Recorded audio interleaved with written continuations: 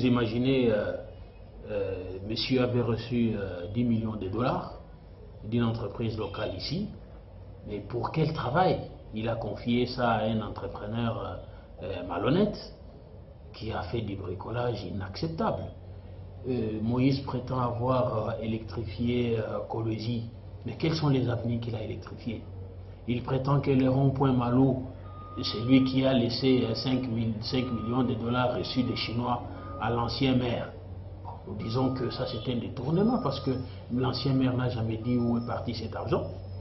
Il prétend avoir électrifié Kassaji et Moussumba, mais à Kassaji il y a eu un problème parce que il a emprunté un transformateur de TFM qu'il croyait, qu'il racontait avoir acheté, mais quand le gouvernement de Mouyej est venu, il a remplacé le transport de 4 MW par un transport de 10 MW et TFM a récupéré son transport.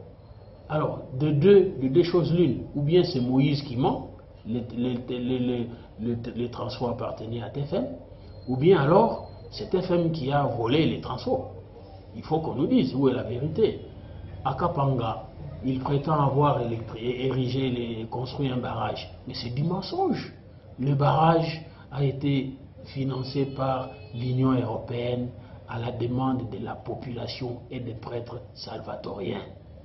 L'Union européenne a déboursé 80%, les 5% a été pris en charge par la population locale et qui avait présenté le projet, et le 15% a été supporté par le gouvernement provincial de Moïse Katumbi Chapwe, pas en liquide, mais en transport des matériaux. Alors, il s'approprie un barrage qui ne lui appartient pas. Le jour de l'inauguration, les ancêtres avaient refusé parce qu'il n'a pas su démarrer les barrages.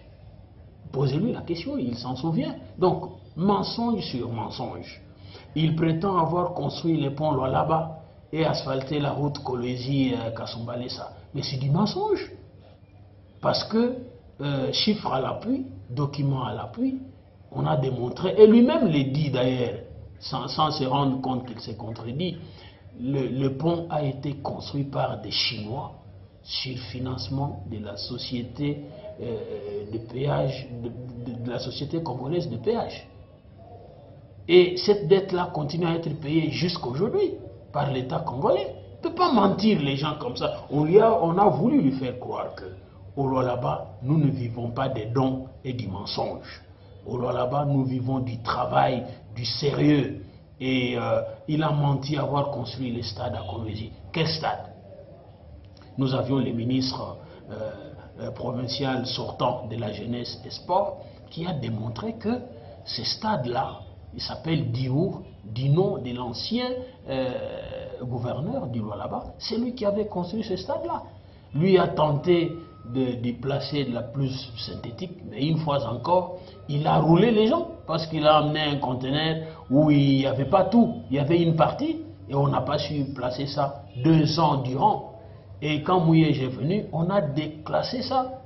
On a acheté une nouvelle pelouse synthétique qui est en train d'être installée. On est fin prêt là. Mais quand il trompe les gens, oh moi j'ai construit le stade. Quel stade il a construit? Ce stade-là s'appelle Diour, avant même que lui ne soit né.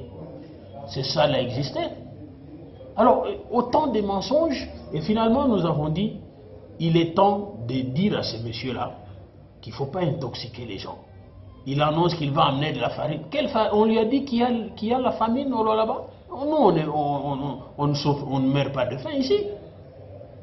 On ne peut pas nous importer de la farine d'Afrique du Sud parce que nous en avons ici. Et le gouvernement provincial débourse chaque année 3 millions de dollars américains pour encourager les paysans qui nous produisent du maïs.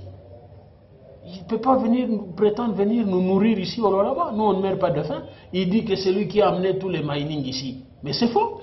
Parce que les mining sont nés à la faveur du code minier, vers les années 2002. Est-ce que lui était gouverneur en 2002?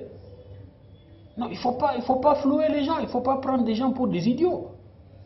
Et dans la salle, dans cette conférence, nous avons eu aussi l'intervention du ministre des Infrastructures, qui a rappelé à Moïse qu'il faut d'abord être poli, parce que quand les ministres travaillaient avec les grands frères, KTB, Katoto, grand frère à Moïse, Moïse portait encore des culottes. Hein. Il a rappelé ça pour dire il faut être honnête, il faut être poli, il faut être sincère. Parce qu'il dit dans son interview, c'est de l'insolence ça. Hein? Vous ne pouvez pas, vous, avoir des ambitions présidentielles et vouloir vous martyriser pour qu'on dise, oh, non, c'est lui qui joue à la provocation. Et nous, on ne peut pas céder à de la provocation et à l'insolence. C'est ainsi que nous demandons aux autorités provinciales, et même au président de la République, de nous épargner, nous, la guerre ici. Parce que nous sommes une province de paix. Quelqu'un ne peut pas sortir de son errance et venir ici nous provoquer. Parce qu'il dit dans son interview, qui lui a dit que nous on est des tueurs? Non, ce n'est pas dans notre culture. Alors nous demandons au chef de l'État, nous demandons aux autorités provinciales de nous épargner de cette aventure-là. Qu'il aille faire ses aventures ailleurs. Au là-bas, s'il veut venir ici nous provoquer, on va se prendre en charge. Et se battre, nous savons. Dans la tradition, les Lualabé a la tradition des guerriers. Mais maintenant nous vivons en paix. Il ne faut pas venir troubler la paix pour donner du travail au chef de l'État. Non, non. Qu'il aille faire sa campagne, même la campagne électorale est déjà passée. Ce n'est pas le moment de venir provoquer les gens ici.